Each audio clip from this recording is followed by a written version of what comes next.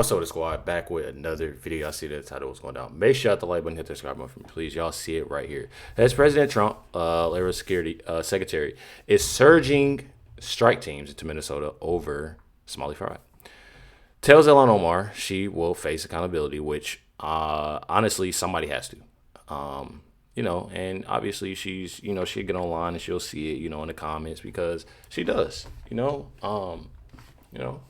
and she will, definitely face accountability. Check it out. Do you regret pushing forward that bill, the Meals Act?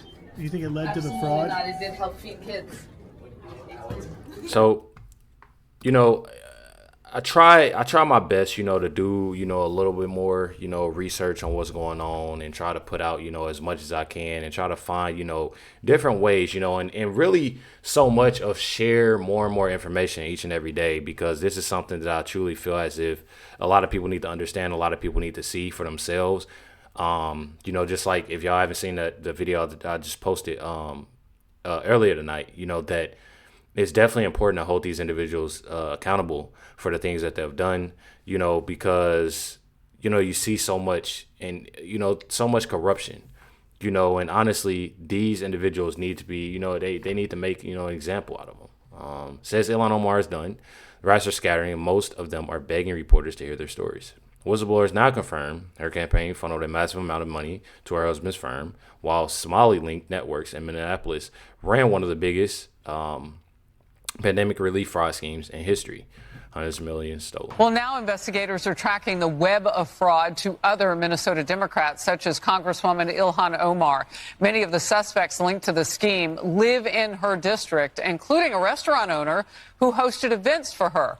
He has since been convicted of stealing $12 million in COVID funds. Exactly. So I seen a video that I wanted to check out. This just goes to show you on how many things, it is the simple fact of, corruption and the way that they move, in Minnesota. This is, y'all can find Nick Shirley, on TikTok, on all platforms, I'm pretty sure. And, y'all can find this in particular video at Milo Joy. Says, here's a Somali business that has been implicated in the Minnesota fraud. This business was supposed to help kids learn, but if you look closely, you'll start seeing and noticing different things, about this building. Let's check it out. Here in Minnesota, massive fraud is taking place within the government and the Somali population. Here, this building alone, Quality Learning Center, is a daycare, yet they spelled learning wrong. And they said leering. This daycare alone in 2025 has received $1.9 million from the government. And the strange things about these childcare centers is there's no one here right now. It's midday on a weekday. And if you were to try to go inside, it's completely closed and the windows are all blacked out. No one's working. Midday, children should be in here. And this place is licensed for 99 children. And this is the outside. There's no windows, no nothing. And like I said, they literally spelt the word wrong on their sign.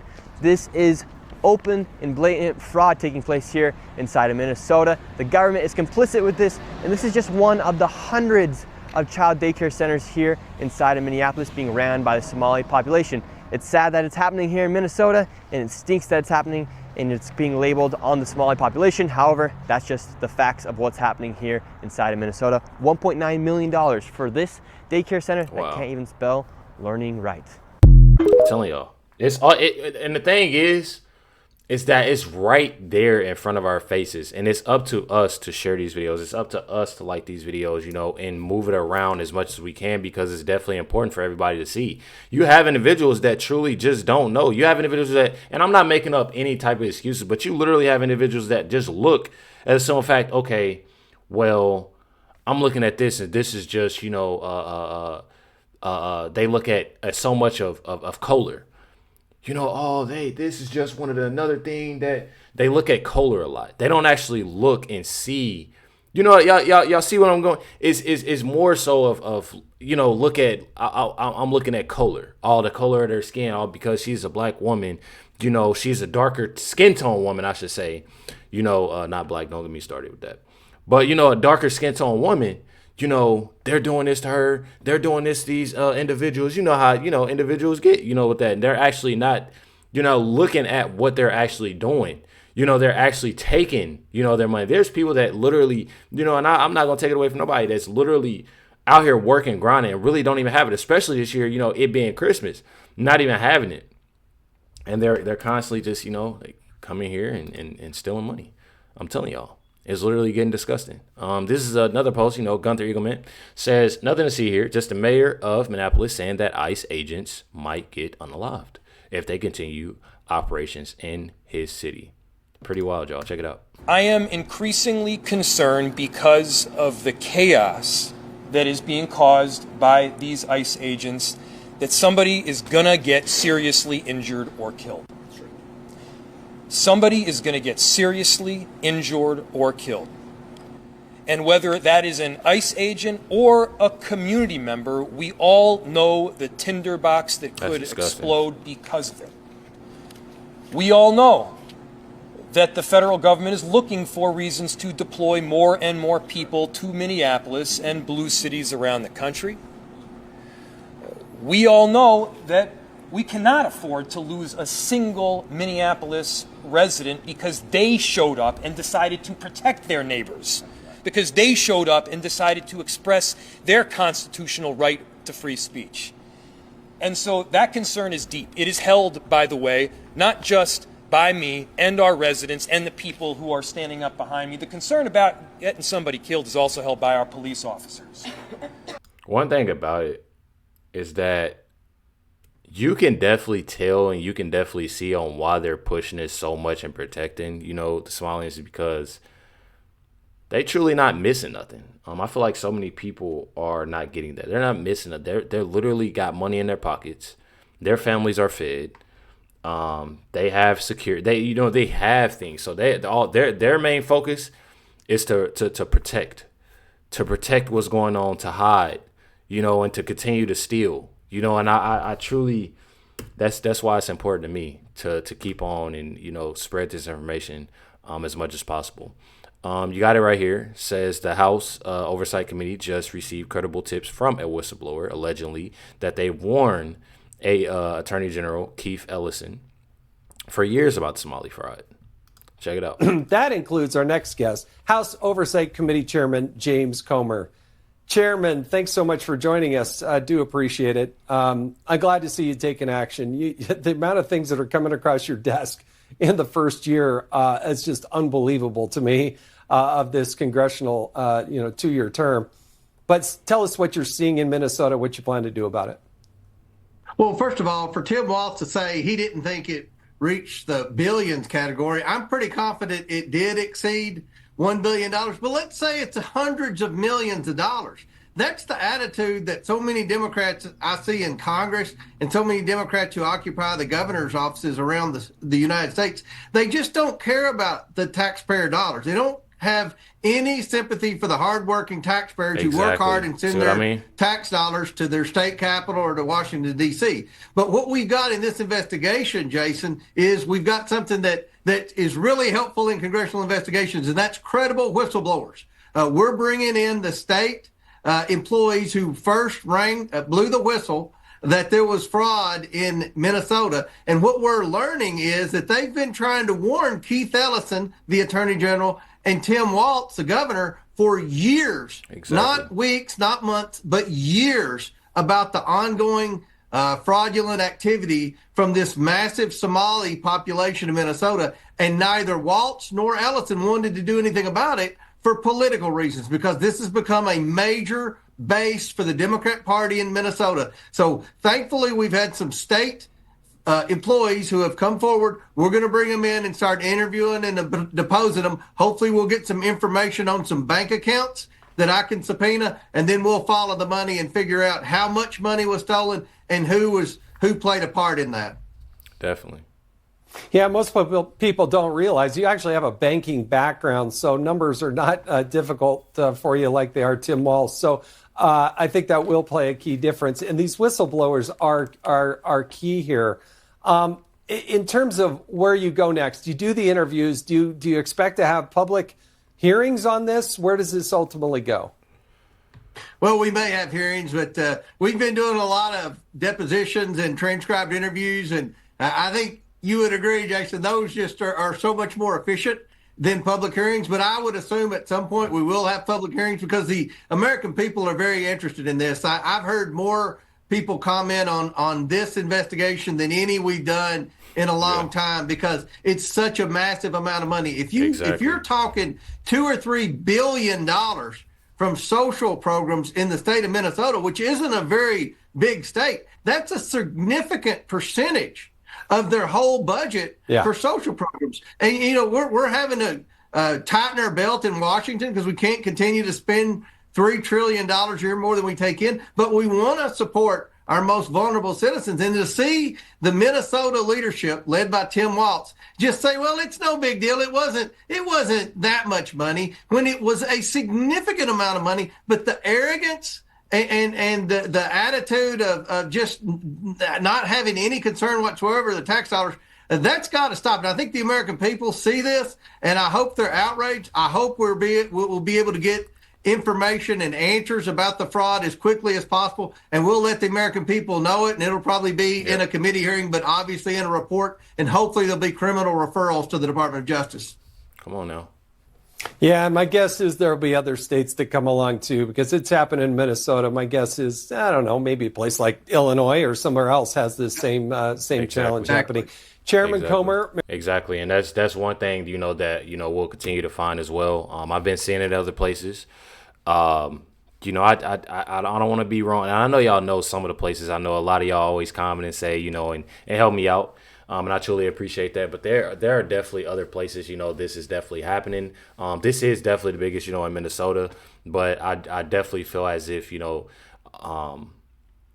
it's definitely, way worse, in Minnesota. But regardless to whatever this is happening, everyone that is part of it needs to be held accountable. And that's just how I feel about it. Definitely, this says Tim Walz should be removed from office. Ilhan Omar should be deported to her beloved homeland of Somalia. Tim might as well just follow her there. These two are responsible for the massive looting of taxpayers. And I'm telling y'all, I definitely agree. You got it right here. A local Minnesota official.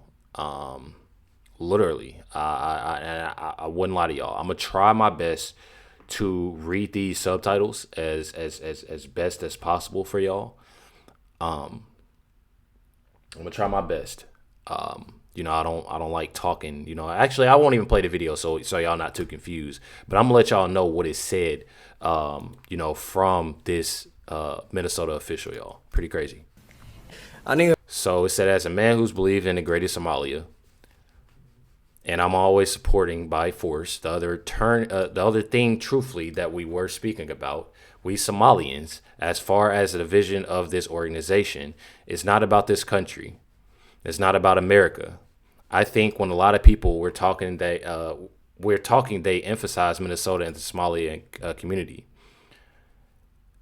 Truthfully, let's stop lying. Somalians in Minnesota will forever be tied to Somalians in our country.